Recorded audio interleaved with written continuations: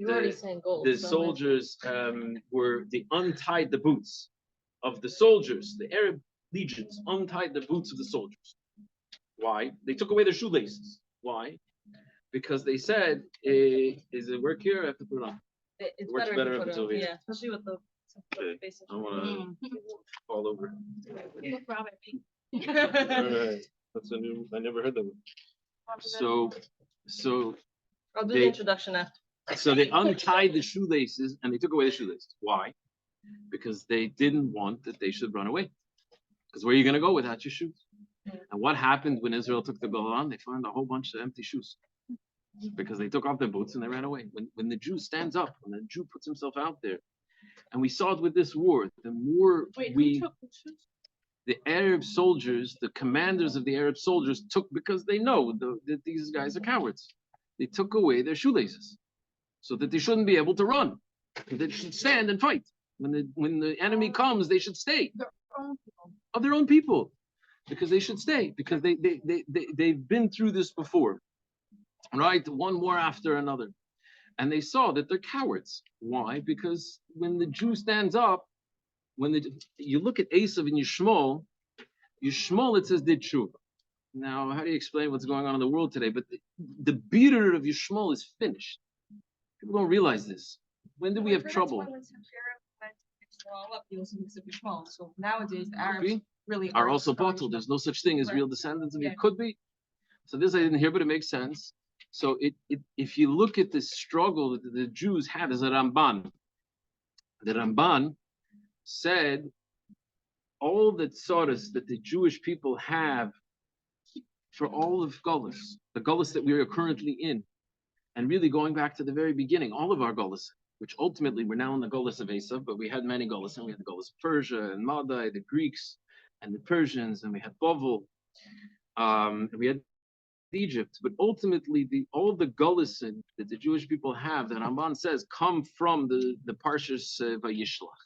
What happened in Vayishlach? Yaakov came, and he was coming to meet his brother after 22 years, 21 years, I think. And what did he do, and what should he have done? What did he do? He sent all of the gifts in front of him, and he sent all of the women and children in front of him, except Rachel, who kept behind him. Yosef went in front of Rachel. And then when he came, what did he do? What did Yaakov Avinu do to Esav? Who remembers? Before he kissed him and before he hugged him. Bow. Bow. What did he say? What should he have said, and what did he say? What does bowing say? Yeah, he called him Adaini, my master. What does bowing mean? The Rebbe once, there was a famous story. The Rebbe was once walking on President Street, and there was a neighbor of the Rebbe, I think not a Lubavitcher, and they once asked the Rebbe, I don't remember all the details, but they once asked the Rebbe, how come every time you walk by, there's a certain guy who lives on the block, and every time you see him, you give him a big smile, and you wave at him, and every time you pass by me, I don't get such a smile. What is it? I don't understand. Why is it that you're giving cover to the goy and not to me? Or why are you giving cover to him? I said, I can understand that I'm not that important, but why are you smiling at this guy? And he says, no. When I pass by you, I do. He says, I tip my head.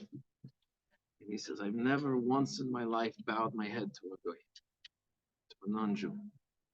To you, I tip my head. This is the Rebbe to a Jew. He's saying he's tipping his head. He's bowing. He's humble. Moshe was the humblest. He's humble in front of a Jew. He's not humble in front of the goy. We know your husband. I said with your husband, one of your husband's favorite. I think the first mimer I ever heard your husband chazer, and it might be the first mimer he ever did chazer, was Bar Yardu Allah of the Sinai, that the Sinus about the Putitayt about how a Yid has to have shminis of Gaiva. A Jew has to have a certain level of pride. Ga'ayin Yaakov, we talk about the pride of a Jew. You can't be a batman, you can't be a shmata, and we know that nowadays. So anyway, so when the Rebbe bowed his head, he was being made, he was acknowledging. He was being humble. Yaakov bowed to Esav. What was he saying? He was humbling himself and saying, I know I took the firstborn. I know you're upset at me because I took the firstborn, but really, you're still the firstborn. Really, it was just a game. It was on surface level. Really, I bow to you. Really, you're the one who's on top. And the Ramban, it's a painful Ramban that you read it, and the Ramban says, this moment, everything in Torah is intentional. But a Jew is his own worst enemy. Every moment in Torah is eternal. And especially when you're talking about the Chumash and Bereshis, and especially when you're talking about Yaakov Avinu. Yitzhak had Yishmael, had Esav, and Avram had Yishmael. Yaakov Avinu, his whole bed was perfect. All of his shvatim, this is the Jewish people. So how much more so was this moment fundamental and pivotal for the Jews' oisgang in Eilam Hazah, the way he's gonna, and we know that's the bitter, is the bitter of Esav, because that's what we're still involved in. Yishmael did tshuva. It says Rashi that when Yitzhak was being buried, when Yitzhak and Yishmael were burying Avram, Yitzhak and Yishmael buried him, it says. And it sort of said Yishmael and Yitzhak because Yishmael was older. And Rashi says that teaches us that Yitzhak went first. And why did he go first? Because Yishmael did tshuva. And it ultimately says he only did tshuva while Avram was alive. And after Avram passed away, it says Nafal be'echav. He fell back among his brothers. But he did do tshuva. Esav never did tshuva. Yishmael did tshuva, and then he fell back into being a shvantz. So he's a shvantz. He's not a force to be reckoned with. He's a, forgive the word, I know you're supposed to, he's a shmate. He's a nudnik. He's annoying. And that's what the Arabs are to us. They're nudnikim. They're annoying. But when you stand up to them, they fall away because they were mevarer. Esav was never mevarer. Ultimately, Rivka Imenu wanted, she knew that Yitzchak, that what Yitzchak couldn't accept. She knew. Stama Yitzchak knew, but Yitzchak was a father, and a father loves his children, a mother loves her children, but a mother, Esav, she knew who he was and what he was up to. Yitzchak, he was blinded. We know he was blinded. There's many explanations. He was blinded to the truth of Yitzchak, of Esav, which is why he wanted to give Esav the brachas, because he said Yaakov is for learning Torah. I'm not taking brachas away from Yaakov. I'm giving Yitzchak his own job. Ishsoder. Esav's job is to be involved in the field. He didn't want to give the curse of the field to Yaakov. Yaakov should sit and learn Torah. We all know this. Going out to make a living, going to be involved in the field. I took my kids to the farm today. It's Aveda. You come back and it's not simple. It would have been a lot easier to sit in base medrash all day. So Yitzchak didn't want that for his son. He didn't want that for Yaakov. This is Esav's job. Esav is a wild man. Let him go to the field and work in the field and be a meshugene. Let him be Reuven Dunin before he did tshuva. So he says, let him do this. Let me give him the brachas of the field. But Rivka knew that what happened when what ultimately happened to Esav. Who knows the story? Who knows when he passed away? The story is in Saita. There's a couple of different versions of the story. But one of the versions is that Esav came to stop them from burying Yaakov in the Mount of Samachpel. Because he said, I sold my birthright. I didn't sell my chelik in the kever. There's arba zugos. There's 4 plots over here. Adam and Chava, Avram and Sarah, Rivka and Yitzchak, Yaakov and who? Leah. Leah was buried there. So he says that one of those plots was mine. I didn't sell that plot. I sold only the birthright. So when they were on their way, this whole entourage got stopped. And there's one guy in the back, as they're having a whole din Torah over here. And there's one, and we know Esav knew how to come up with svaras opiteri. He says, I like to tithe the salt. And he told his father, let me go catch you something good, the gediyim, and I shechter for you. So Esav was tithing, this is mine, and he was coming up with good svaras. So there was a guy in the back who didn't know how to. My brother's name is Dan. Ultimately, Dan is Daniel, but I like the story because his name was Dan. And my brother Dan, I think of my brother Dan. Dan, Chushim ben Dan. He was the grandson of Yaakov. He was Chushim ben Dan. Chushim ben Dan didn't hear well. Chushim ben Dan was deaf. So he's trying to hear what's going on and he can't figure it out. So he starts asking them, what's the holdup? And they start explaining to him. So I don't know how much he did or didn't understand and how much he just decided, I don't have time for these photos. But he went, and there's two different gisois. One is he took a stick, and the other one is he took a sword. And what? He hit Esav. And he hit Esav's head, and Esav's head fell off. And where did it go? The Machpelah, right? Who's been to the Machpelah? You have over there a tzion. It's very cute. You have a tzion over there that says, there's one of them says, though, first of all, they're all the joke. There's like 5 of them that say that here's where.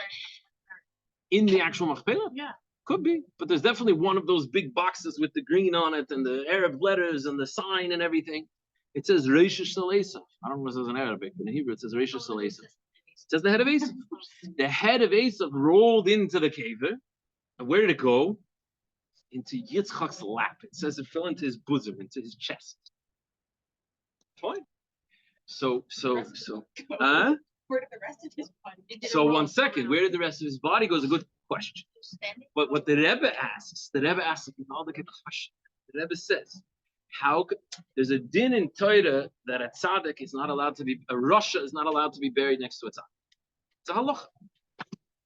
And where do we learn it from? There's a story. Forgive me, I don't remember which part. I know you girls came a little later, but if you grew up in the system, you learn Tanakh, right? So the girls know Tanakh. The girls know Nach more than the boys. I don't remember exactly the details, but there's a story in Torah during one of the wars where a rasha fell, and he fell right next to the cave of Elisha Hanav.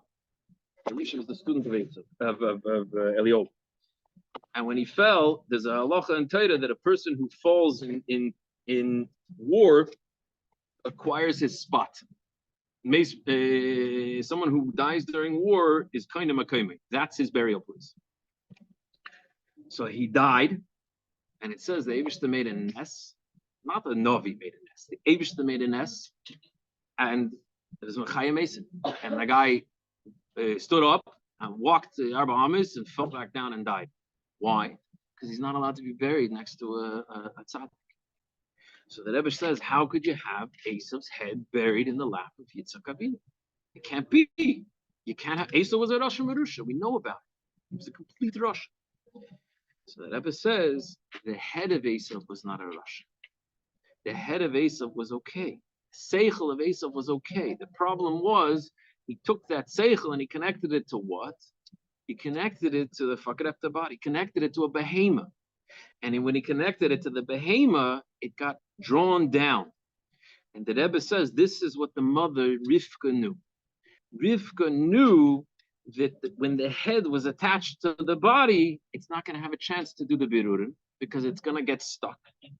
We know the difference between a man and an animal is that a man walks on 2 legs and an animal walks on 4 legs. People like to say the difference between a man and an animal is that an animal doesn't have intellect and a man does. A man is smart, or a man can speak. Let's say that. A man has dibur. But animals have dibur. There are many animals that are very, very smart. I even heard that they're working on community. They've gotten apes that have spoken words. And there's dolphins. And I just saw an article the other day. No, you could talk to your dogs? It's on the floor, they push the button and it says the word. See? It's not deeper, it's not communication. That's not what makes us unique. What makes us unique is that the head and the heart are on different planes. An animal is very, very smart. A dog can be very smart. Dolphins are brilliant. Whales are brilliant. Monkeys use tools. But the mind is on the same plane as the heart. When you walk on 4 legs, the mind and the heart are equal. And the mind serves the heart, not the other way around. So the mind, a dog is very, very smart. But a dog smart can only serve its heart. The dog is called kalev in Hebrew, which means kula lev. The Zohar says, a dog says, have, give. Now, I grew up with dogs, so I got to be careful whenever I start getting onto this schmooze because my mother gets very nervous. I start insulting the family dog. And you start insulting. Why are you insulting them? Not that they're stupid. You're insulting them because you're saying that they're selfish. They are selfish. They're selfish in love. Love can be a very selfish thing. Avram was so selfish that he couldn't, forgive me for using this word, he couldn't let go of Yishmael, which is why we ended up with all these tzoras. He davened to the Eibush that Yishmael would survive. Right? He couldn't let go. That was misplaced love. So a dog has lots of love, but their love only serves. But why did Yaakov bow then if he's not? Because he's a Jew. And a Jew has this inferiority complex. A Jew has this, I'm not there yet. I'm not holding there yet. He is Tiferes and Emes, but Tiferes and Emes is Rachamim also. Mercy. And Tiferes and Emes is Rachamim comes down. It's the Kavim Tzoy. It's rooted in the highest, but it comes down to the lowest. So through that Rachmanis that he had on his brother, what did he do? He hugged him and he kissed him and he felt bad for him. I'm not a makubal. I don't know what the Rebbe. I don't know what else the explanations are, but I can tell you what the Rebbe said in the Sikh. The Rebbe didn't explain why, but the Rebbe did say that through that bowing to Esav, that's when we ended up with all of this trouble, and that's what the Ramban brings out. That he bowed. So anyway, so coming back for half a second, that the mind and the heart are on the same plane. That the mila of man is that his mind can rule over his heart, right? And so when a person's mind can rule over his heart, so that's the mila of Yaakov. That's the mila of an Odom. Yaakov is called Odom. He's called the Ishtam, Yoshev Oil. And Esav was a behemoth. Esav was a wild man. And you put his head onto that body, he was like an animal. And his mind and his heart were on the same level. And his mind could only serve his heart. He came up with sforas to try and explain to his father why he was a good Jew. And ultimately, what was he doing? He was involved in all sorts of taivas. So anyway, so Rivka knew this, which is why she said, no, the brachas need to go to Yaakov, because Yaakov's job is to mevara the world, which is why when they met, and maybe this is why he bowed. He says, when they met, Yaakov says, I did it. I did my job. What did he do? Where did he go? He didn't stay in Eretz Yisrael. That was Yitzchak. He was a perfect carbon. He wasn't allowed to leave. He wanted to, and they said no. Yaakov left, and where did he go? He went to Choron. He went to Lavan. And what did he do there? He didn't sleep and he didn't eat. He was busy making parnasa. It says a fire was burning by day and a freezing cold by night because he was busy trying to make a living. He was busy chasing around the kinderlach. He was busy trying to not get, I don't know how you say it in a nice, not get screwed by his father-in-law. That's really what he was trying to do to him, right? And we know that ultimately, because he had faith and he did things right, Rabbi Paul Thiel says a good word. He says, he says, I have a good friend who is a very Chassidish businessman. And he says, as far as businessmen go, he's the most Chassidish there is. And he told me, Yossi, how do you make a living in business? You take everything it says in Torah and you do the opposite. That's what he said. Forgive me. Thank God I'm not a businessman, believe me, because I would not be very good at it, because I'm very not, my wife's going to laugh in case she gets a hand of this video. I got to tell this story. We once went to Eretz Yisrael when I was first married. And we didn't have money. And we were trying to, she was always looking for a way to make a few extra dollars. And someone offered us a few dollars to take a bag, full of American clothes. You sell blue jeans in Israel. You go to Russia, it's a lot better. But Israel's not bad. Right? I made a Baruch Hashem. I never lived in Israel long enough that I had to buy clothes there. Anyone lived there long enough, you actually had to buy clothes there? It's brutal. Certainly not undergarments. You don't buy real clothes in Israel. It's terrible. Because American clothes are much better. So you don't buy them there. So someone offered us money, $100, to take a suitcase. It was one of these huge duffel bags full of blue jeans and whatever, American clothes. I was on shvilkus. I'm telling you, because when they asked me if I packed this bag, I was like shaking. It's thank God we went from America to Israel, because in Israel, those Israeli post-army girls that run the security, I would have lost my pants. I would have lost my bowels. I promise. Where Hebrew? I'm like, I don't know. I don't speak Hebrew. And like, terrifying. These women. Anyway, so Baruch Hashem, we're going from America to Israel, and they didn't think twice about it. I was like, I'm so straight. So to make a living in business, you got to be straight. And Yaakov, how did he ultimately not get screwed by Lavan? Because he did it right. He just kept his head down and kept doing the right thing. And what does he say? The Eivshter says, and he tells his daughters, Lavan's daughters, he tells his wives, I'm only here because the Eivshter took care of me. Why did the Eivshter take care of him? Because of Yishtam. Because he behaved himself. If he didn't behave himself, if he started playing Lavan's game, I'm sure it wouldn't have worked out for him. I promise you. So anyway, so when Yaakov came, he says, I did it. I went to Olam Hazeh. I did your beer. I involved myself in the world and I did it. Let's go to greet Mashiach, which is why he did what? Right? He sent, you guys didn't do Torah Avenue yet. You don't have kids in the car? You know, okay. I was worried about what I'm going to say and I realized, we can sing the Gunim. And I realized I'm used to you can sing the Gunim in half a minute to think. So anyway, the Torah Avenue, right? He sent the Malachim. What was he doing? He was sending them to see, is Asa ready? I did the bidder. He should be ready to go. And that could be why he bowed. I don't know. Maybe. But nonetheless, he bowed. And when he bowed, what did he do? He caused Soros Tsururis. Now, don't worry. Your parents also made mistakes, right? Everyone, they say the firstborn gets double because all the mistakes your parents made with you. Metz Hashem, anyone here does have kids? This is mostly a non-married crowd yet. Metz Hashem in the right time. It's a good time, Simchaseinu.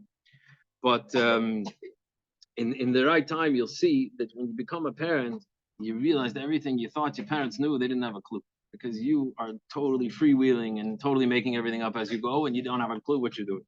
And it's very reassuring. It's very reassuring. Because you turned out okay, and so maybe your kids will turn out okay, but it's very cute. So one of the reasons that the firstborn gets double because all the mistakes your parents make. So anyway, so Yaakov Avinu, you can forgive him for making this mistake. But nonetheless, he gave us the job. Now what's the job? Now we're in Golis for the next couple of 1,000 years. We're in the Golis of what? The Golis of Eden. Who's our Golis? Our Golis is Esau. Who is our struggle against? The Rebbe spoke in the Sichos where he says, your next door neighbor, Johnny and Michael. Right? I didn't grow up in Crown Heights. And where I grew up, forgive me, and this was the American Golis, and this is the end of the Golis Eden, that this is the final period. I grew up where Yataka wanted to be like the Goyim, you think. The Goyim were nice people. They were respectable people, right? They had a picket fence and a house with 1.5 kids and a dog. And you wanted to fit in. I grew up in Texas. You wanted to play football. Baruch Hashem, I was never any good at this stuff. I might have never ended up in yeshiva. Like, I was actually good at this stuff. I might have been cool. So, and who knows where I would have ended up. But around here, Baruch Hashem, I'm happy to raise my kids here because I'm not worried about them being interested in what the neighbors are. Forgive me, because my neighbors are not enviable. But in general, who were the neighbors of the Yidden in general that we had trouble with? Where did how much intermarriage do you know among the Ishmaelites? I happen, Midian. I happen to have a great aunt. I remember my Bubby's sister years ago was in America. She married a black guy. And moved to Arizona. But Mistama, I don't think she married my neighbor. She married the same kind of black guys that my neighbor. They were nice people. They were respectable people. She married into who did we have intermarriage with? In Russia. Who was in Russia? Russia's the Western world, the Western people. And we had biggest problem was the Ashkenazi Jews. The biggest problem, Ashkenazi Jews in Spain. I'm sorry, not in Spain, in France, in England, right? In America, in Australia, in Canada. This is where we had trouble with intermarriage. Why? Because there's sparks in it. There's sparks in Asa. There's refinement left to be done. Which is why the guy is attractive. Because there's actually kedusha there. It's very stuck. It's very deep, and it's klipa. And Teda says you shouldn't get involved. But that's also why. That's also why the Gadim. Where did the Gadim come from? How many Gadim came from Yishmael? Gadim didn't come from Yishmael. The Gadim came from the white people, from the Western world, because there's sparks there. So this is going back to what we said before. Yishmael is not an enemy. Yishmael is a shmata. He's a nudnik. If you stand up to him, he disappears. But who are you really standing up to? You're standing up to Asa. You're standing up to America. Asa. When you stand up to Asa, then everything falls in line. And so this is what the Rebbe said, going back to Yehuda and Yosef. that Yehuda needs to know when you go to stand up against the what do you call it? The Mishnah Lamelech, the king. Who are you standing up against? Who are you standing up against? You're not standing up against him. You're standing up against yourself. Because who is really the one in charge? The Jew. And as soon as Yehuda stood up, what happened? As soon as Yehuda stood up and said, Bi Adoni, listen to me. I'm here and I'm not giving up. I had a brother and my brother got lost and they were doing tshuva. We sold my brother. We lost my brother. And my father has been crying ever since. And I'm not going to do it again. That's what he says. You let Binyamin go. Take me. I'm not giving up a Jew again. He stands up. And when he stands up and he says, we're not going to do it again. We're not going to bow down. We're not going to be our own enemy. We're going to stand up. What happened? Yosef revealed himself. Yosef couldn't take it. Yosef revealed himself to be that the Baal Abayis is who Yosef is. A Jew was in charge all along. All we had to do was stand up. And when we stood up, you see that we're really the ones in the street. Which is the story of Yaakov and Esau.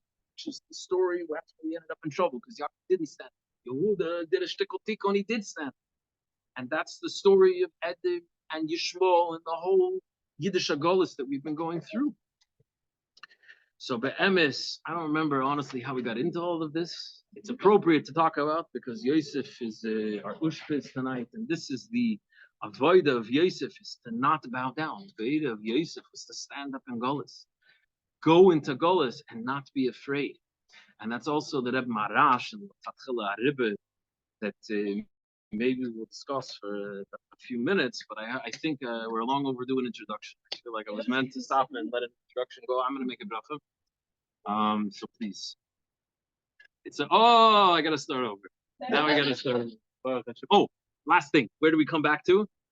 I was mentioning this guy because he and I, we brought Josh Rubin here. We have a Beis Din because we were the original Beis Din of living this way back when. And Josh Rubin put up a mezuzah on the Palestinian office. Josh Rubin put up a mezuzah on the Palestinian office. The same way that Rebbe said, I'm sorry for saying it 3 times, and Sharon knows this. If there's a Chabad if there's a Christmas party, if a Jew is there, there should be glad kosher, the Rebbe said. Because the Jew doesn't bow down, no matter what the external circumstance is. A Jew doesn't bow down, which is what we're doing on Kingston Avenue. What are we doing on Kingston Avenue? We're not bowing down. We're not bowing down. We're lifting up. We're lifting up the street. The Jew doesn't bow his head to a goy. A Jew lifts up. I'm sorry. He doesn't. He bows his head to a Jew. He acknowledges the Jew in the office. He acknowledges the Jew at the party. He acknowledges the Jew in the sukkah, and he says, "Okay, the Alter Rebbe says sushi is not roy lachidus b'nei adam, but Jews like sushi. Eat the sushi. Acha brocha, kosher sushi. But tie it all together. Believe me, say that you can connect anything." So anyways, we'll make a bracha. I'm going to hear whatever we have to say, and we'll hear what we're supposed to talk about tonight, because I'm not sure. Anyway, Bora. Welcome, everybody. You've already been welcome. I wanted to, this is part of SAI, one of the Farbrengens of SAI, which means that these wonderful ladies did their page of learning, and they did their journaling at least once a week. Oh. Okay. And I want to say a big mazel tov. They earned themselves. Oh, here's another one.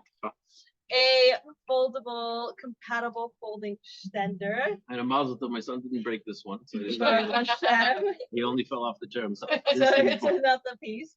So here I'm going to show it on the camera.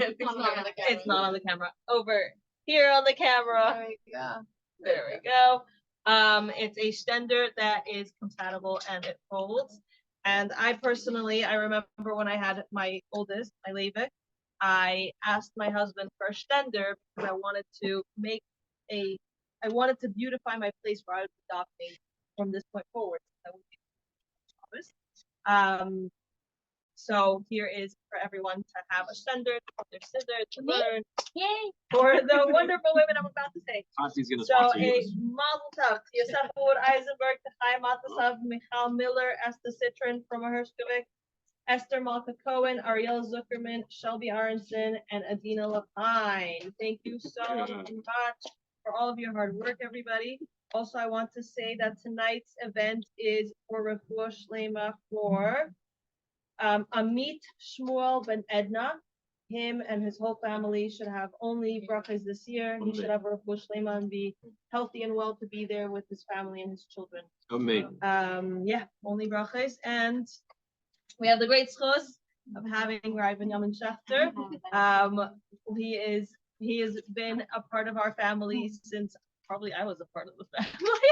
I said we don't credit you with the shidduch, but you were very involved in facilitating the shidduch. You were afraid. He's my husband's best friend from yeshiva, and You got this on video. yes, exactly. You have to show it to all of our other friends. And he's also both Sava and him and his whole family are our family here at Crown Heights. So to have you guys to be a part of each other's family. So yeah, Baruch Hashem. Unless honestly somebody said to me, someone posted because Yamin Schechter is a PA at ODA. Well, that's a lot of whatever. A lot of Risha Davis. Anyway, and he is our. Anybody know? I do. I have no idea. I don't want to. Okay. So anyway, he is also our Rafi Yedid. As the Rabbi always spoke about having a Rafi Yedid that really has your best interest at heart. Yamin Schechter is the person who we call for our best interest at heart. He saved my Levi's arm when he had a broken elbow. He has saved so many of my children at different times, and we're so there's not enough thank yous in the world to thank you for that. But when someone said to me, "What do you mean? He's our family doctor. He's a Farbrengener," I said, "Actually, I wondered how he became a doctor. First, he was always a Farbrengener. So I always thought you'd end up in the Klei Kodesh, and you're in Klei Kodesh just with a different instrument." Baruch Hashem. So there's the introduction. So back to our regularly scheduled programming. Yes. I think there was a topic, and I did have a few thoughts on that topic. So I'll share with you a few thoughts on that topic. But first, I kept it up time. And this is the appropriate, what do you call it? The appropriate tzedel, the appropriate skeda, the appropriate merchandise for such an occasion. No. I want to actually get out of here tonight. I have another thing I'm supposed to be at. But that it's appropriate because it's about the Farbrengen, it's about the dancing, which is actually a beautiful thing. Because if you look at this bottle, I remember I don't want to call anyone out. I'm filming, you're making me nervous. But I was once by I'll put it this way. So if you know, you figure it out, and if you don't know, at least I didn't say it openly. I was once in Mayanot over here years ago, and we were sitting late in the afternoon on a Shabbos afternoon, and we were having a Farbrengen, and a certain someone walked in, happens to be a Rosh Yeshiva in a certain yeshiva in Eretz Yisrael on a certain street that used to be David Yellen. So anyway, you can figure it out if you know, and if you don't know, I didn't say it in public. And he walked in, and I remember he knew he was in town, but I learned a long time ago not to bother such people. When he was around and he made himself available, I was happy to help. Happy to join. And I always tried to help him if he's in town. I once gave him a ride to Williamsburg, and it's one of the best experiences I ever had. I schmoozed with my son in Yiddish. I'll tell you, very good stories over there. But anyways, he came in, and we were very happy. We were very happy to have him. We're gonna, after they turn off the camera, I'll explain what ODA stands for. So he came in, and we offered him to make kiddush. He said, "Did you make kiddush?" No. We offered him to make kiddush, and we gave him one of these bottles. And then he starts looking at the bottle, and we're thinking, "What's wrong with the bottle? Like, this is back in the day. It was too big, but it didn't. That was one rabbi, it's another rabbi." I thought it had to do with the heksher. Nothing to do with the heksher. He says, "The shaila kiddush." Exactly. The shaila whether halachically it's considered wine with such a small amount of alcohol. Now, I'm sure if there's such a hashgacha from the Beis Din of Crown Heights, which has been reunified, wonderful, that you can make a bracha and you can make kiddush on it. But nonetheless, it's a beautiful thing because the ikr is the Farbrengen. The Iker is, this is Teiche Kabore. It's the inside and the out match. Because it's about the Farbrengen. It's about saying L'chaim. We have a good friend, Sharon and I have a good friend that says when you say L'chaim, no one pays attention to how much you drink. But they notice if you don't put the cup to your lips. No one's asking you to get sick. No one's asking you, speaking to girls, I don't know what people do and don't ask you to do, but certainly I'm not. That no one's asking you to lose your kalim. They're asking you to get involved. Now, this is a little easier to get involved because it tastes like grape juice. But when men sit in Farbrengen, if you like alcohol, you're at the wrong place. If you like drinking this awful stuff, you're in the wrong place. You don't belong in a Farbrengen. You belong in a bar. And you're not there yet. And that's fine because we already spoke. We have a newcomer, so I'm gonna say it again. I'm gonna get in trouble. If you have a Christmas party, if you have a bar, some Jews need to be in the bar, and there's sparks there to be in. You and I and such people shouldn't be in such places.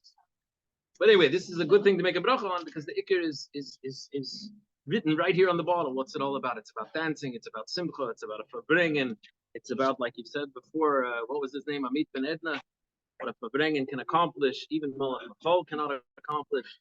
So L'chaim, and make a bracha. A few minutes about simcha. So L'chaim, Baruch Atah Adonai Le'olam.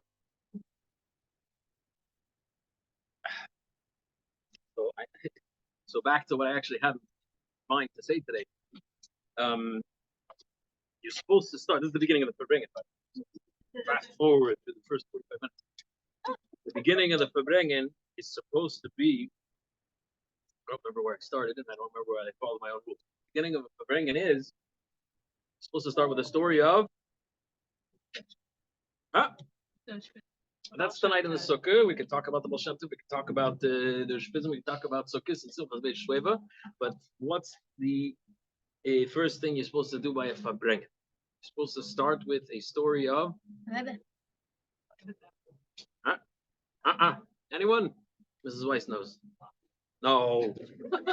You're supposed to start with a story of not the Baal Shem Tov, not the Rebbe. You're supposed to start with a story of a chassid. That's what I said. I didn't hear that. Yeah, I thought a chassid. Good. You're supposed to start. You're supposed to start with the story of a chassid. Why? Because a Rebbe's story. Who bought that book? Who got very excited about Chassidic stories and he went and bought the book, A Treasury of Chassidic Tales, or for that matter, any Chassidic book of stories? How inspired were you? Forgive me, right? The stories never live up to the ones you heard by the Farbrengen. Am I wrong? Anyone read the Treasury of Chassidic Tales? Yeah, but nobody's buying that these days. It's like when I was around, that was the only book that there was to be bought. Forgive me. But what are they buying now? Amazing stories for kids. Is it good? Oh, that's a good one, actually. That's stories of Chassidim. You have stories of Rebbe's there. You have a lot of stories. The new one has stories of 7. It's how they came up with it so fast. Anyways, it's wild. It's very impressive stuff over there. Anyway, so the reason you're supposed to start with the story of a chassid is because a chassid you can relate to. A story of a chassid is something that it says every story of a chassid is a Yetzias Mitzrayim. It says in Ayom. Because a Rebbe is l'chatchila, not in Golis, which is why when Yosef HaTzadik was in Mitzrayim, like the Yidden weren't in Golis. They weren't in Golis until the whole Zeicher of Yosef was gone. As long as they remembered Yosef, there was no Golis. Because as long as the king, as long as the prevailing culture, and for that matter, the Jew who related to them and rode on the coattails, remained under the sail, the shadow, the wings of Yosef HaTzadik, there was no Golis. So every Jew who lives in Golis is in Mitzrayim. And going out of Mitzrayim is a story of a chassid. That's why the Frierdiker Rebbe says, a story of a chassid is a Yetzias Mitzrayim. The only difference is the Rebbe, the Frierdiker Rebbe says very beautiful. I want to say it's like Tom or something.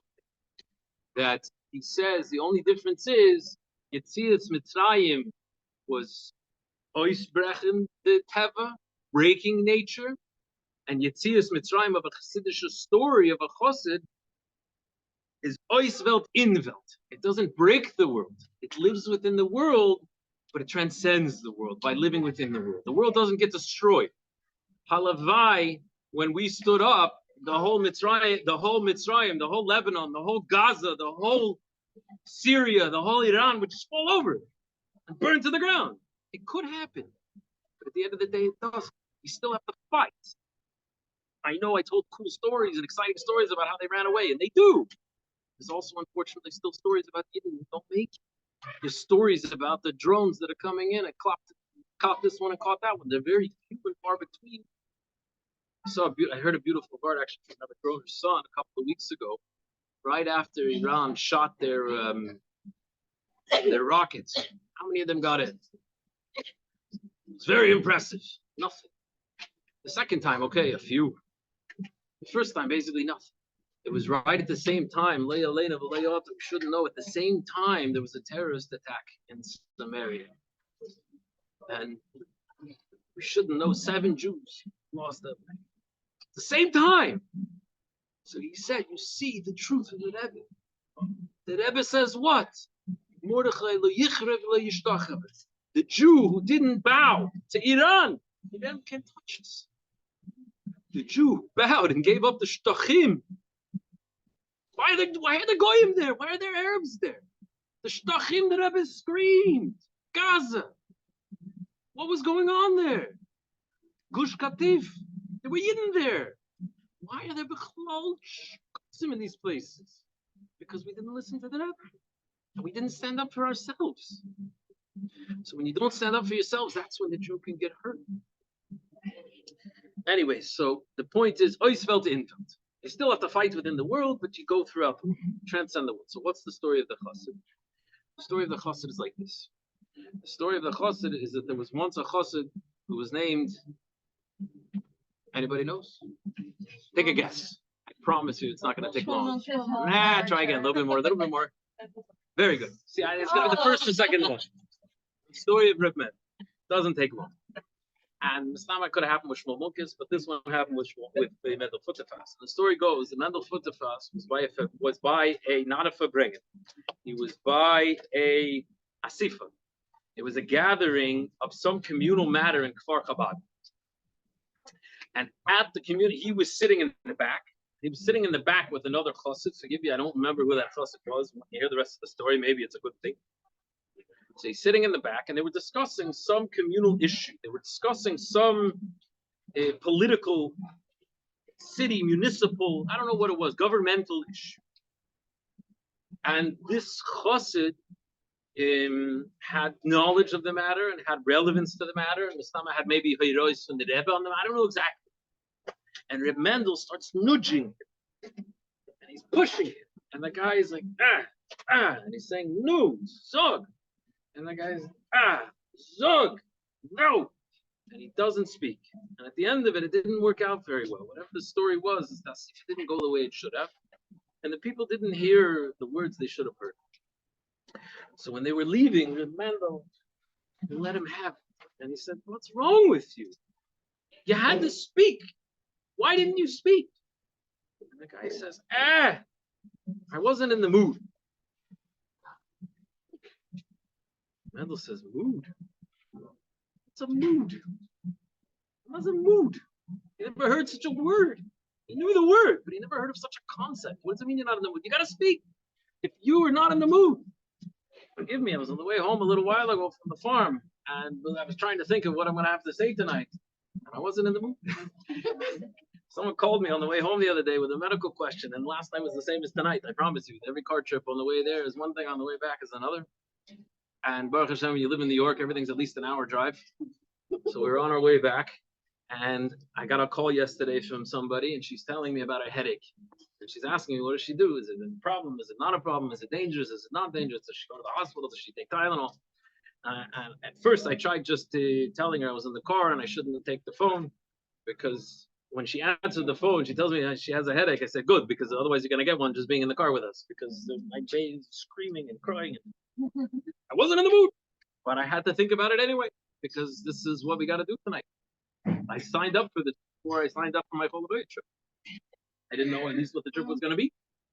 So what happened? So the Mendel says I'm not in the mood. So the question becomes, it's very easy to be in the mood when you have sushi. It's very easy to be in the mood when you have expanded sukkah of living chassidus. A new exciting. Who was here last year? This didn't look like this last year. I was here last year, and I was stuck in a corner over here. I wasn't sitting with the women. I was, sitting listening to who knows. Huh? Expand the house. Oh, made. I mean, this is a whole bunch. This is a whole bunch of people who are potter from the sukkah or sitting in the sukkah doing a mitzvah nonetheless. Very, very cool. So, anyways, the question becomes: Zman Simchaseinu. The time is the time of joy, and it's not only. The Rebbe says, "What's Sukkos? Why is it called Chag Sukkot? Not Chag Lulav, Chag Etrog, or Chag. What else could you call it? The festival of the harvest, right? They call the festival of the harvest. Many different things you could call it. And the Rebbe says because it's a chiyuv of sukkah the whole time. It's the first obligation because when sukkah comes in by night, you have an obligation to sit in the sukkah. The arba minim isn't until the next day, and everything else you have to do on sukkah comes later. And the same thing that Rebbe says about Purim, the same idea about Simcha, Purim, the joy of Adla Yoda is all the time. And that's why it's the main mitzvah. So the mitzvah of Simcha on Sukkot, what does sitting in the Sukkah have to do with Simcha? Simcha paid its get, breaking out of your boundaries. It's spoken about the Ushpizin. Ushpizin come, when do they come? Come on Sukkot. I got news for you. They come also on Pesach and Shavuot. What's the problem? They're stuck outside. They can't get in. Okay, for half a minute you open the door by Pesach and you see Eliyahu Hanavi and says, "Wait a minute, I want to bring in the rest of them," and you close the door. So the Ushpizin, it says that they come by all the Yom Tov, but we only find them, we only greet them on Sukkot. Why? Because you got to go outside. You got to go outside to access that simple. You have to go outside of your comfort zone. You have to go outside of your home. And you have to make the outside like it's your home. You have to behave as if you belong here, and you're going to elevate it and live with it. And you're going to sit, and you're going to bring, and you're going to eat, and you're going to drink, and you're going to speak, and you're going to talk, and you're going to learn, and you're going to sleep for those. Because that's where you're going to draw that simchas by going out of your comfort. So sometimes, though, and this is what I wanted to say, this is the tagline, is what if I'm not in the mood? So the reason I bring it up is because sometimes we all know someone who knows someone who knows someone whose roommate is sometimes not in the mood. When it comes to sit down by a Farbrengen, when it comes time to learn, when it comes time to give a shir, when it comes time to lead the Farbrengen, believe me, I'd be much happier sitting. Huh? You can. Just make sure he ends up. Let me know. We'll pick him up, or I'll come get him. Yeah, you can take him. But you have to. You're taking achrayas. Good. He's in the mood. Good. He's in the mood. Mendel doesn't know the opposite of mood. His mood is always this. And we learned that Mendel is not only a name; it's also a verb. What's Mendel up to? He's Mendel. He's busy somewhere doing something. So the time of Sukkot is a time to go outside yourself. That's where the Simcha happens. I wanted to share with you not what the problem is, because the problem is all too well and good.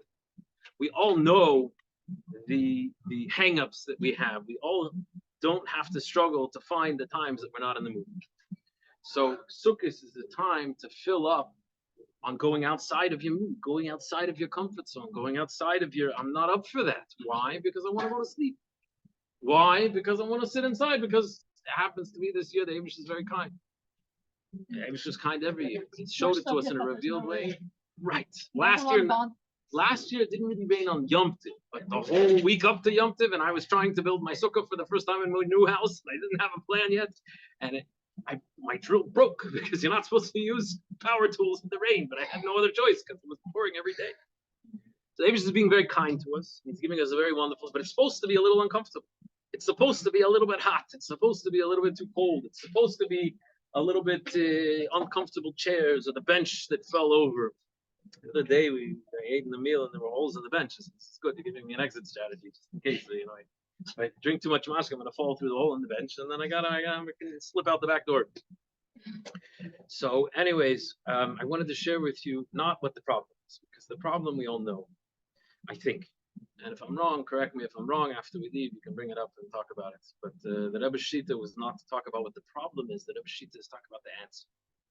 So I wanted to share with you an answer that I thought of when it comes to Sukkos and when it comes to Zman Simchaseinu. And maybe we'll tie it back in. I don't know what the official program was meant to be. I think we don't have the time anyways. You are the. Oh, look at that! I'm not supposed to have the time. So the story, the idea, and the answer that I wanted to share with you goes like this. It's an appropriate story because it's a story of the Marash. It's a story of the Frierdiker Rebbe was Yosef. It's Yosef. It's Yosef Atzadik, but the Frierdiker Rebbe was named after Yosef. So the story goes like this: the Frierdiker Rebbe writing to a Chassid Mordechai Dubin, and he writes to him a story that goes like this. I was once sent on a shlichus by my father, the Rebbe Rashab. My father sent me on a shlichus into the town, into the city, to do something for a Jew. He didn't spell out what it was, but he says, I went and I did it. And I did it faithfully. And when I came home, I told my father, I did what you asked me to do. I did him a favor. And the Frierdiker Rebbe says, whatever he was supposed to do, I don't know what he was supposed to do. He was supposed to buy him a bottle of Farbrengen wine. He bought him, 10%. He bought him a Herzog. He bought him Barkan. He bought him, what's a good wine? I don't know. Chevron Heights, right? Who knows the what's it called? Isaac's Ram. He bought him the fancy. He was supposed to give him $50. He gave him $1,000 from his own pocket. Whatever he did. He said, I did him a toiva and I did it with a hiddur. The Rebbe Rashab was so on point. There's so many stories like this where the Rebbe Rashab, with chinuch, the Frierdiker Rebbe grabbed something, and it makes you uncomfortable. But on the other hand, it teaches you something. So the Rebbe Rashab said to the Frierdiker Rebbe, "No, it was gemacht tois. You made a mistake. What's your mistake?" He says, "You didn't do him a favor. You did yourself a favor." That's what he says. And he says, I want to tell you a story. So he tells the Frierdiker Rebbe, I got to tell you the story. And the story goes like this. My father, the Rebbe Marash, who knows the Rebbe Marash? What was he involved in that actually, we just had his yard site a couple of days ago, right? What was his yard site? Yud Gimel Tishrei, right? Why was his yard site? Why was his yard site? Why was his yard site Yud Gimel Tishrei? Because this was the Abraham's plan. And he's a tzaddik, and he decided. But why did he decide Yud Gimel Tishrei? Anyone knows? I don't know why Yud Gimel Tishrei. There is an explanation, but I don't think we have time for that right now. But there is an explanation why it was in the year. Who knows when the Rebbe Marash was nostalgic? When did he pass away? Tough. If the men have to know, because we're supposed to buy the sword and put on the shelf. So the Rebbe Marash was my morim, finish in Lamates Mem, and the Rebbe Rashab was my morim starting Taf Reish Mem. But the Maimorim from Taf Reish Mem until Nun Gimel, very, very small and short. Because the Rebbe Rashab, people don't know this. The Rebbe, how old was he when the Rebbe Marash passed away? 21, I think, if I'm not mistaken. And he didn't accept the Rebbe 13 years. The Frierdiker Rebbe writes, it's a whole story. He barely said Maimorim. There are Maimorim, but he didn't say them in public. He said them to Chassidim. He said them in private. The Frierdiker Rebbe writes, tough. I'm quite sure it's Nun Gimel. If I'm not, look it up another time. But I think it was Nun Gimel. He writes, my father came in for Rosh Hashanah, and he walked into the Zal, and this is in Lubavitch. And he walked into the Zal, and he walked to the corner, and he sat down in my grandfather's spot. He sat down in the Rebbe Marash's chair. And he says, then we knew he accepted the Rebbe. That's when he accepted being the Rebbe. How long is that? 13 years. 13 years. Why? Many reasons. One of the reasons why is because he said, my father became Rebbe. His Tzemach Tzedek passed away when he was in his 80s, I want to say, 70, I think it's his 80s. One of the only Rebbes, he was the only other Rebbe that outlived his Rebbe. He was 83 maybe. And the Rebbe Marash was 40 years old, I think. He wasn't a 20-year-old man. The Frierdiker Rebbe was how old? The Frierdiker Rebbe was born in Tav Reish in Shnas Kisra, and he became Rebbe in not in Kisra, in Tav Reish Mem, in Tav Reish Mem, the same year, right before the Maharash passed away, I think, right after that, and he became Rebbe 30, 40 years later. It was 30, 40 years, I think he was 40 years old. Yeah, it was 40 years old. He lived 10, 10, 10. 10 years in Russia, 10 years in Lithuania, 10 years in Poland, and 10 years in America. And the other Rebbeim, they were old, they were grown. They were not younger light. The Rebbe Rashab said, when my father passed away, I was not ready. I wasn't yet done with my chinuch. His chinuch of being a Rebbe. And we know there's stories about how the Rebbe Maharash was mechanech the Rebbe Rashab. He used to learn with him in the middle of the night, 3 o'clock in the morning, so that the Razah wouldn't be jealous, that his older brother shouldn't feel it. But they learned what? The whole story about the neshama. He told him the source of his neshama when he was a young boy, and he told him, your neshama is a neshama close, and one day you're going to be a Rebbe. And he says, from that day, a pain shot down from my head to my leg, and the whole rest of my life, that pain never left. But anyways, when he passed away, he says, I'm not ready, I'm not done. I haven't cooked yet. I'm not fully cooked. It's like the cholent that's not ready for Shabbos. So he spent another 13 years, and there's many stories. He spent another 13 years having yechidus. There's stories of him sitting once the Frierdiker Rebbe got stuck in the office, and he saw his father having yechidus with the Rebbe Maharash, and he was terrified. He didn't move. They couldn't find him for 6 hours. The Rebbetzin found him after the Rebbe Rashab was long gone. Frierdiker Rebbe was standing there like a stone, frozen stiff. From pachad, from fear, because he saw the Rebbe Rashab with his hat and his gartel, his strimel, having yechidus with his father after his father had passed away. So, anyways, why did the Rebbe Maharash pass away so young? He was Moser Nefesh to defeat the pogroms. He was Moser Nefesh to stop the pogroms. So this is one of those stories of the pogroms. The Rebbe Maharash had many times he had to deal with the pogroms, and he learned how to deal with them, but ultimately he had to give his life. So he passed away in Tav Reish Mem because of the pogroms. So this was one of those stories that he had to give over. So he went to try and stop the pogroms, and the Frierdiker Rebbe writes at this time he already knew well and good what he was up to, and he knew how to stop them. So he went to work with the diplomatic channels that he had. And we all know that this is all just kalim. The story on Purim is that the whole story with Esther, the real geula came about because they didn't do tshuva. Because Mordechai aroused the Jews to do tshuva, and they learned Torah, and they learned Torah b'mesiras nefesh, and they told Haman go get pfeifen. Because of that, the story with Esther worked. So the Rebbe Maharash did his aveda, I promise you. And whatever aveda needed to be done, the derech hateva, he went and spoke to the ministers.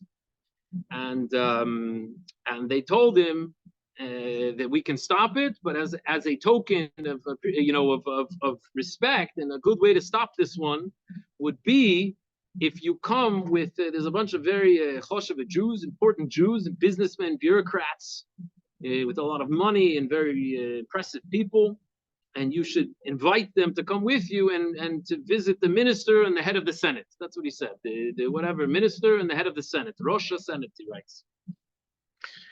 And if they come with you, it'll be kovidik for the minister, and that'll stop the pogrom. Fine. So Rebbe Maharash says no problem. So he calls together these chevre, and the Rebbe Rashab says these chevre knew my father very well, and they didn't like him. Why? Because you can imagine how much respect he had for them. Forgive me, I'm a Balchuv, I grew up with it. Them's one of them self-hating Jews. You ever heard this line? Okay. These were the Jews. They brandished their money, not their Jewishkeit, not their Yiddishkeit. So he gathered them together in his hotel, and he says the name of the hotel. He gathered them together, and he tells them, here's the story, listen up. You have a job, and you have to come with me, and we have to go to speak to the Rosh Hashanah and the ministers, and we're going to stop the pogroms. So one of these very respectable Yidden stands up, and he says, excuse me, Rebbe Lubavitch, Rabbiner, Mr. Rabbi from Lubavitch. If we are important, You will consult with us on all matters. We are not pawns. If we are not important to you, then we are not going to join you when you need us. Consult for all matters, and not just when you need us. So no, thank you. We're not interested. Marash didn't lose a beat, and he said right away, quoted the pasuk from the Megillah, and he said,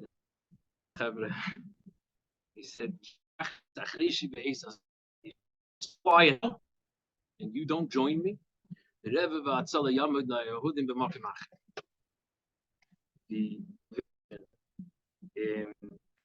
Yeshua, Geula is going to come from the Yidden from somewhere else. Like the Mordechai said to Esther, if you don't stand up now, God's going to save the Jewish people. You're being given an opportunity. If you don't take that opportunity, the Eivshter is not going to be in trouble, I promise. The Eivshter is not going to be down and out. And he says, I am not going to be down and out. Because he represents the Eivshter. The Rebbe once said ich. The Rebbe rarely said ich. That's another story. The Rebbe almost never said ich. There's a story once. Beautiful story. Fine. He says, I won't have any trouble. And the Eivshter will not have any trouble solving this problem for the Jews. I'm giving you a chance. If you don't join me, you're finished. And that's what happened. These people did not join him because they took it personally. And then Marash took care of it however he did, and the situation solved itself. And you can imagine what happened to these people. It didn't work out well for them. Certainly not the one who stood up and made the big speech. So the Rebbe Rashab says, my dear son, it was gemacht a toys. You made a mistake. You did him a favor. You didn't do him a favor. You did yourself a favor. The Eivshter has many. This Jew had what's coming to him. The Eivshter did you the good favor of the schus. The favor was for you. You were given the opportunity to help this person. You were given the opportunity to help this person. That's your schus. But it was your favor for yourself because it's a schus that you got. So this is what he said. So this is what I thought when it comes to Zman, Simchaseinu, and Amud. I'm going to share one more thought that to tie it all back together that I think will make it palatable. I think it'll make it more relevant for us going forward and taking it into the year. Is that when it comes to Simchaseinu, when it comes to a Farbrengen, when you're asked by a friend to come and Farbring in an environment where you're not so comfortable, you're not doing anyone a favor except yourself. Because whatever you're meant to hear tonight, whatever inspiration you're meant to get, I can't give you, and I can give you, but only if I show up. I can't cause you not to get it. Whatever happens to you, whatever you're meant to hear, you're gonna hear, regardless of how much I show up or I don't. Whatever you're meant to hear, you're gonna get. So whatever simcha that is meant to be out there in the street is going to be there. Whatever the Rebbe wants out of his Chassidim, whatever the street is supposed to do. I saw today a sikha where the Rebbe was speaking about the Rechoiv has to dance. The street has to dance. The Rebbe has many shluchim. And we know, because whatever time you show up, there's people there. You weren't the first one. You're not the last. Because there's people there without you. And when you show up, you think you make a difference. I promise you, you do. It's another Farbrengen, and we can talk about it. Don't get nervous, and you're all very important. But I have a line in my office. You're very special, but you're not special. And every now and then, you get to hear the other line, which is you're not special, but you're special. That happens. The Weisses have been there. But don't worry. It's very, very special that you show up. But you shouldn't forget that when you go, you're not doing the Rebbe a favor. You're doing yourself a favor. By showing up for Simchas Beis HaShoeva, by going out of your comforts, by coming to eat sushi in the sukkah, you're doing yourself a favor. You're doing me a favor because I don't have to eat it. If you left it there, I would have eaten it. And then I'd be worried about the Alter Rebbe. Whatever it is, for those who were here at the beginning, then I'd feel I would feel like not a mensch. Baruch Hashem, you're certainly allowed. So, anyways, you're doing yourself a favor. So this is the story that I wanted to share. And this is my thought of what perhaps the answer is that, and the solution is in terms of the simcha and the what do I do if I'm not in the mood. And I want to share with you one last thought that I think will inspire you going forward, I hope.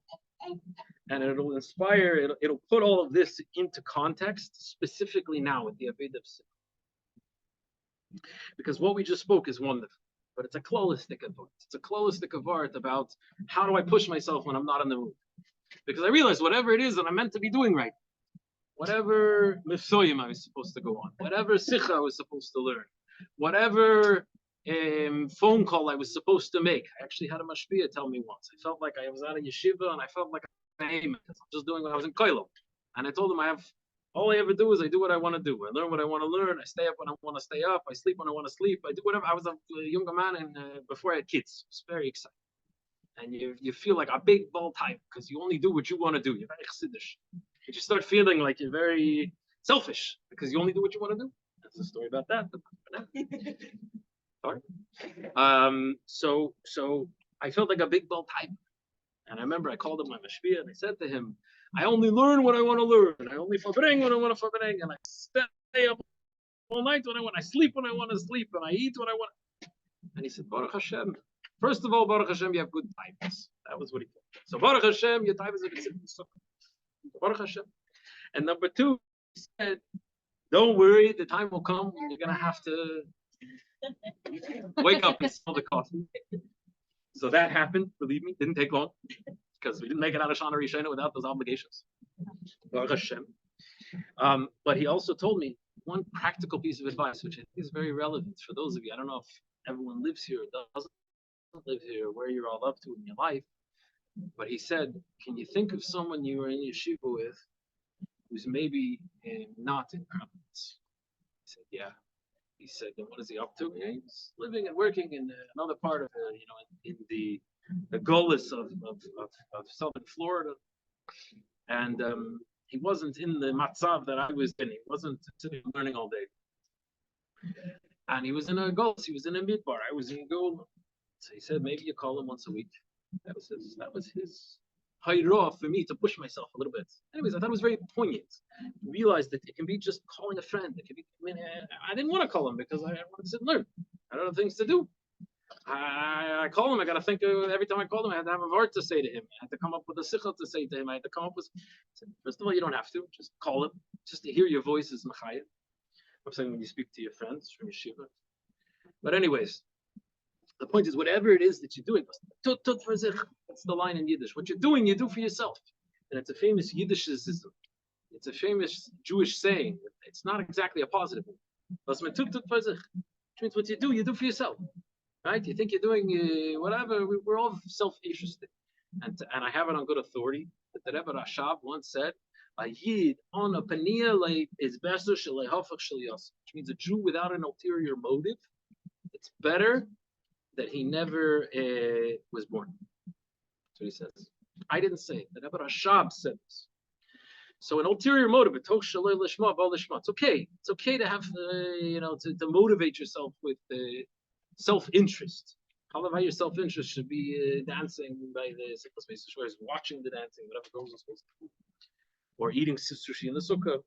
So it's okay. You're allowed to have these self-interests, but nonetheless, potential. So anyway, that's a general hayra when you're not in the mood, and that's generally relevant to sukkahs because sukkahs is about going to the sukkah when you're not in the mood, and it's about going the whole week straight. Forgive me, when I was a little boy chick, a little younger man, it was wonderful to stay up every night for bring. These days, my couch and I are big good friends. I promise you. We get along better than the Kingston Avenue, I promise you. So once a year, Kingston Avenue has a pull. So just one thought when it comes to Sukkos and what does it mean, Simchaseinu, and you push yourself, and what you're doing, you do for yourself, you're doing yourself a favor. It's this thought. So, and the beauty of this, and the reason I'm going to end on this, is that the beauty of this is that if you don't like it, you don't have to keep it, because I never saw it in a sefer. I made it up. If you do like it, you can sing my praises because I came up with it. I come up with it. It's a favor that the Eivshter gave me by putting it into my head. I think it's a nice line, and I'm pretty sure it's based on real things. But nonetheless, the story goes like this. The Rebbe speaks about Tishrei, and he calls it HaChodesh Musba B'Kol. What does it mean? The month that is satiated with everything. It's a Baal Shem Tov part. And the Vart is from the Baal Shem Tov that it's satiated with everything, that it's a Chodesh Rosh. It's a fundamental month. It's a head month. The reason we don't bend Shabbos Mevarchim Tishrei is because the Eivshter bends is Kol Tov Sela. Zat, it's full with everything. And whatever it's full with, that Rebbe spoke about Tishrei, is a train where you pick up your peklach, and then throughout the year you unpack them. You don't even unpack them on Tishrei, you just fill them up. Pick up your packages at the fair, your merchandise. And the Rebbe speaks about the Sichas Rosh Hashanah and Yom Kippur. Rosh Hashanah, you get for your year, you get bittul, you get making the Eivshter a king. On Yom Kippur, you get for the year tshuva, you get tshuva for the year. On Simchas Torah, you get bli gvul. On Sukkos, you get simcha. The Rebbe speaks about simcha. He says, "Mamshich simcha." This is the line. Mamshich simcha or kol hashana kula. What does that mean? It used to bother me because the Rebbe says, why did it bother me? Because the Rebbe says you're bringing down simcha for the whole year. You're drawing down enough simcha for the whole year. And the line used to bother me because I don't care how happy you are. I don't care how good the Farbrengen was. The inspiration lasts for how long? Right? I had a rabbi in yeshiva. He says people like to they like to claim and argue that you shouldn't get excited because excitement is like a kindling, and kindling is like straw. It lights up very fast and then it's out. Right? You have to heat up the logs. That's the real avodah. You have to work hard. You have to learn b'yakia. You have to daven hard. Whatever it is, you have to put in the work, and that's true. But he said you don't do it because it wears off. He says you shower every day, don't you? That also wears off. Certainly, it's not even a day. It wears off very quickly. We went to the farm. Between the farm and Simchas Beis Shoeva, believe me, there's more than enough reasons to shower on a couple of times over Sukkos. So, and the mikveh doesn't count for the men. I promise you, it doesn't help. But I don't care how excited you get, it wears off. I don't care how besimcha you are on Sukkos, it wears off. You may have a geschmack the rest of Tishrei, but as soon as Beis Cheshvan hits, and you're saying Tachnun, and it's rain, and it's Mar Cheshvan, it's bitter, it's cold, it's wet. Believe me, Yutes Kislev is a very long time away. Chedesh Kislev is a very long time away. Cheshvan is long. Cheshvan is a slug. Cheshvan is tough. Tavis after Kislev is tough. There are times where you go through loads, and you're supposed to. That's part of life, and that's real avodah. So, what does it mean you draw down simcha for the whole year? And this is what bothered me. So I thought about it, and this is what I came up with. And take it or leave it. What does it mean you're drawing down simcha for the whole year?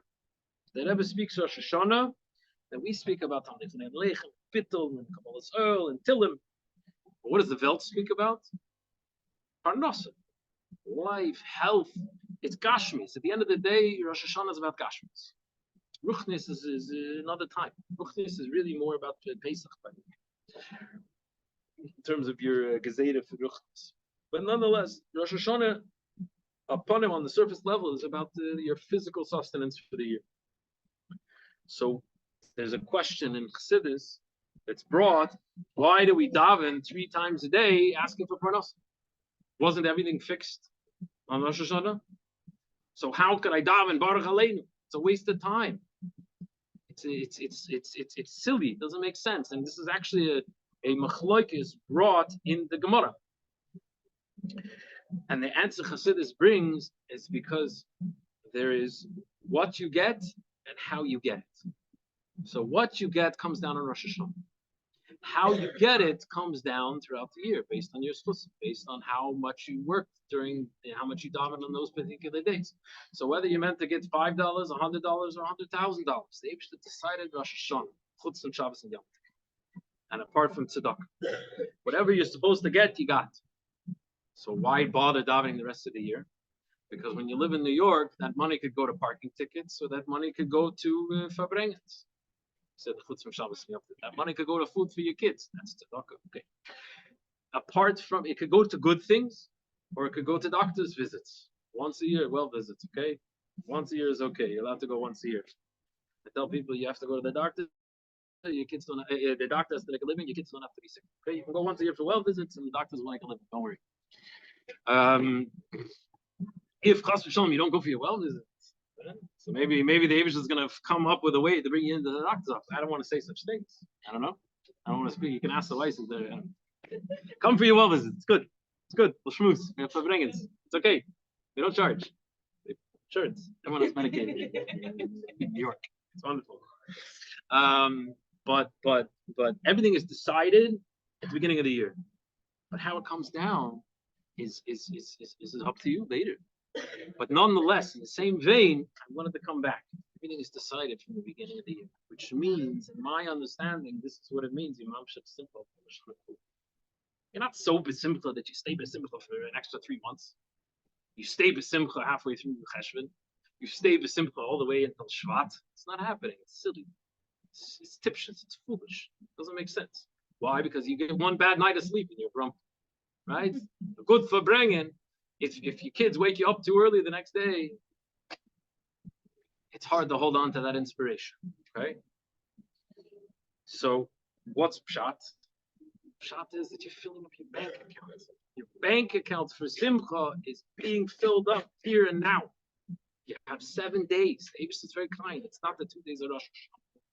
Shuvah, you only need a few minutes. Shuvah, you only need Yom Kippur 1 day. Rosh Hashanah, Parnasa, you need 24, 48 hours. Sukkos, you get 7 days. 7 days of Simcha. And Nachmer, Torah, B'li Simcha. You're filling up your bank account with Simcha for the whole year. Which means what? Which means in the middle of Tavis, when I get a parking ticket, how am I supposed to be with Simcha?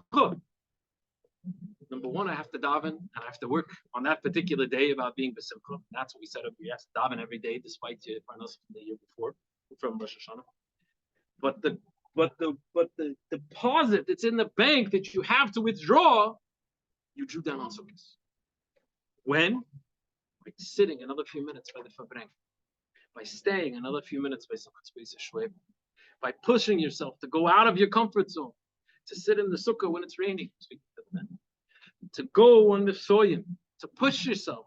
All the avedas of Sukkos is about going outside of yourself. It's not easy. Pesach is gewaldig. My shliach goes on vacation. Pesach. Why? After the Seder, there's no mitzvah. There's nothing to do. Can't wear tefillin. Matzahs everybody ate already, and no one's taking matzah on day 3. They don't even know it's Pesach anymore. Right? Halavai, the first, they come for the second Seder. The Israelis don't even show up. There's no mifsoyim. Shavuos is 2 days Yom Tov and Torah and ice cream. My shliach goes on vacation. Sukkos, the whole time you gotta go. You gotta sit the sukkah and you gotta go to mifsoyim and you gotta go to Simcha's base of Shaweb. It's exhausting. I'm not in the mood. Leave me alone. I was in the mood yesterday. You want me to go again today? I took my kids last night. What do I have to take them again? I'm not gonna say who said it, but one of them said, "I'm going myself tonight." Someone in my house. I'm not saying who said it. I'm going myself tonight. I took the kids last night. Finished. I'm exhausted. I don't have any more money left. The tchotchke. My feet are not walking anymore. I'm done. I'm exhausted. My head is killing, whatever it is. So, anyways, knowing the problem is half the answer, and the other half of the answer is the other half of the answer is to realize when you're pushing yourself on Sukkos, when you're being besimcha on Sukkos. What are you doing?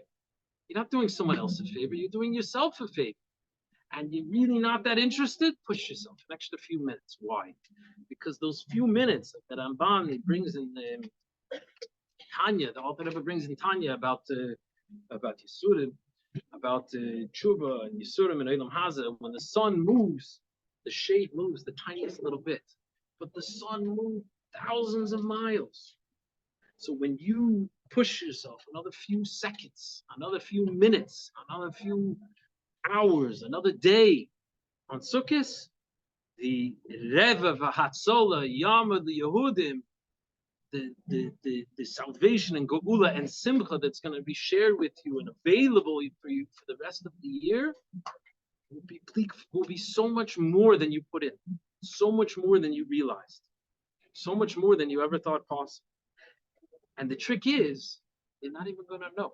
I promise you. I promise you. That's why you need to know now. Because in the middle of Tavis, number one, it's too late. Number two, you're not going to realize that you're happy now because of Sukkos. You're not. But at the end of the day, push yourself now because the payout, the Eibishter, God does not remain in debt. The Eibishter bleibt nicht kein Balchayv. God does not remain in debt. So God willing, Mitzvah Shem, it should be successful. I don't know what's meant to happen now, but I think I'm meant to cut out. So l'chaim and l'rocha, it should be with success. It should be with simcha. It should be with a little bit of reiskin from zich. You should go outside of yourself, but remember, was man tut for zich. You're doing yourself a favor. God, in His great kindness, gave us the opportunity to do ourselves favors over and over again, and that's really the favor that every Jew has. Is that when we do something, it's not for our own indulgence, it's for our own good. When we do something, it's really for our own good, and it will stand by us, and it will be with incredible hatzlacha. That's the other thing that we know, is that a Jew, all he has to do is go. Right? You have to go. And when you go, things happen. You got to show up. You got to stop and be introduced, and you got to put the microphone on. Things happen. So, there's two parts now. Part number one is we have a tradition at Living Chassidus that we take a selfie with our Farbrengen. You're up for that? So we're gonna just this way. Everybody here, what? Your face is. There we go. And the second part is that on behalf of all of us, thank you so much for your Torah, for your forgiving of Yatzim and Alev. So I want to thank you, and on behalf of all of us, want to gift you. I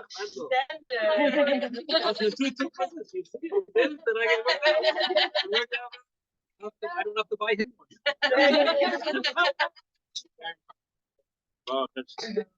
All the learning that you do, and I guess Mendel will do. You'll have a sender. Yes. Oh, yeah. Uh-oh. We'll stop on there. Wait, it's at 10 o'clock. It's coming. I do